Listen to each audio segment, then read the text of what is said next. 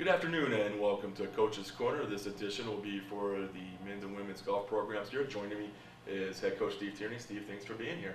No problem, Dwayne. Your men's team wrapped up playing the WVIC Championships this past week at Stonewall Resort. They finished, maybe use the adjective, a disappointing seventh. Could you talk a little bit about that? I know they were fourth on day two and then faded just a little bit on that third day. Yeah, that's right.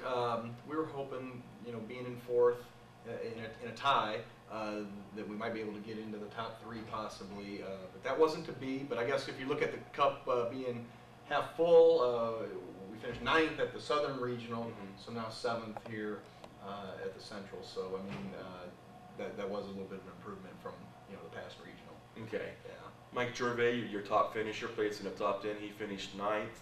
And I believe Mark Johnson finished 11th or 12th. I forgot to write that down, but he came in with a strong 74 on that third day. Yeah, well, Mark's a player, of course, and tied for 59th in the Super Regional last year, and he just got off to a really rough start in the tournament, and we would have been a lot higher if he played his normal round, but he certainly got back going there in the final round.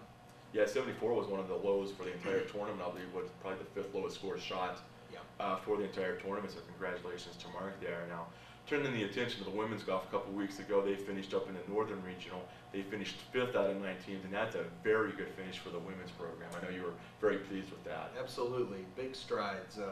Right there, dead square in the middle, and those kids have come a long way. Just their whole attitude and approach to playing college golf. I thought really improved from the springtime when we first had them, and their attitude's great. They're fun to be around, and they're really looking forward to working hard in the off season and getting better. It's a young group of kids, and there's a lot of talent there. So they just need to put in the time in the golf room in the winter, work on putting, chipping, all those little scoring shots that really can lower your total.